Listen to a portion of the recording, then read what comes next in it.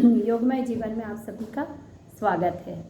आज से जो है सनातन की बहुत ही प्राचीन और बहुत ही जो है यदि हम इसको समझें तो बहुत ही महत्वपूर्ण जो है परंपरा पितृपक्ष का शुभारंभ हो रहा है। और ये 16 दिन चलता है, पूर्णिमा से लेकर अमावस्या, जिसमें हर एक तिथि का समावेश किया है। क्योंकि किसी के घर में कोई भी किसी का निधन होता है तो वो किसी एक तिथि पर होता है।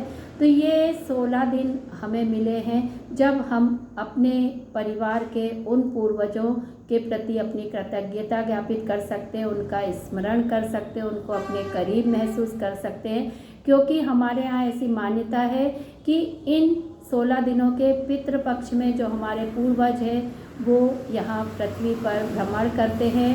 हमारे द्वारा जो उनके निमित्त तर्पण किया जाता है, श्राद्ध किया जाता है, उसको वो ग्रहण करते हैं और हमें आशीष देकर जाते हैं। क्योंकि हर घर में कहीं ना कहीं ये तो है सबके पूर्वज हैं, तो हम जो उनके वंशज हैं, हमारा ये कर्तव्य होता है कि हम इन दिनों में उनसे अपनी भूल चूक के लिए क्षमा मांगे। क्योंकि होता है कई बार हम जीते जी जब वो सदेह हमारे बीच में होते हैं तो हम उनको उतना महत्व नहीं दे पाते या उनकी उपस्थिति को हम समझ नहीं पाते कि वह कितनी अनमोल है। और फिर उनके जाने के बाद हमें एहसास होता है कि हमने क्या खो दिया है। तो इन 16 दिनों में, क्योंकि साल भर आप याद करते हैं, लेकिन कई बार होता है व्यस्तता में हम थोड़ा सा उनसे विलग हो जाते हैं, लेकिन इन 16 दिनों में हम उनको अपने करीब महसूस कर सकते हैं और उनके प्रति अपने मनोभावों को प्रदर्शित कर सकते हैं।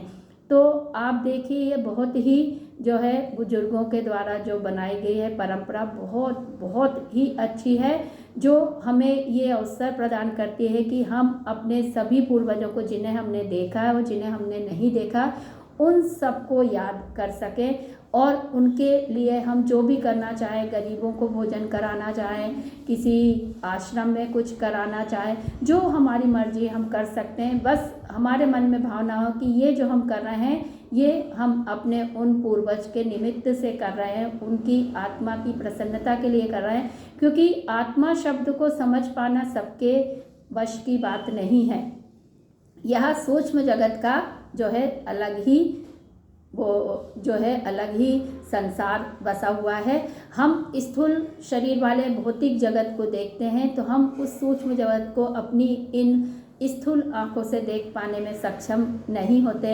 जैसे हम देखते हैं ना कि माइक्रो ऑर्गेनिज्म होते हैं, सूक्ष्म जीव होते हैं, उनको देखने के लिए क्या होता है, माइक्रोस्कोप होता है, उन्हें हम अपनी खुली आंखों से नहीं देख पाते।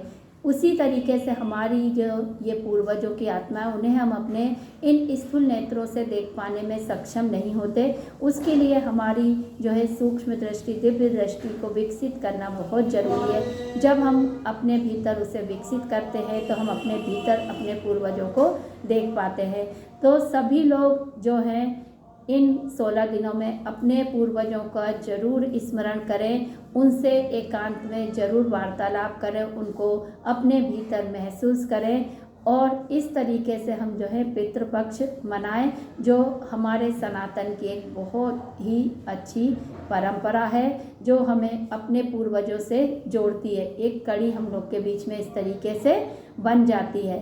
तो हम इन 16 दिनों में करें। और आत्मा को हम यदि और अच्छे तरीके से जानना चाहते हैं तो श्रीमद् भागवत गीता से बढ़कर कोई भी दूसरा ग्रंथ नहीं है, जहाँ पर भगवान श्री कृष्ण ने अपने श्रीमुख से आत्मा का बहुत अच्छी तरीके से वर्णन किया है। तब हम समझ पाते हैं कि आत्म जगत एक अलग ही जो है सूक्ष्म संसार है, जहाँ पर तरंगों के रूप में आत्माएं विचरण करती रहती हैं। जब हमारी तरंगें उन तरंगों से जो है मैच हो जाती हैं तो हम उनको समझ भी पाते हैं, सुन भी पाते हैं।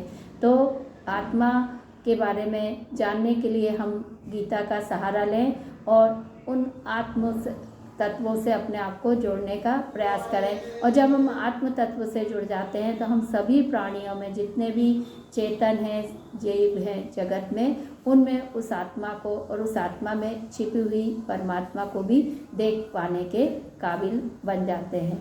तो सभी पितृपक्ष में अपने पितरों का स्मरण करें और उनके निमित्त जो जितना सामर्थ्य उतना अवश्य करें। धन्यवाद।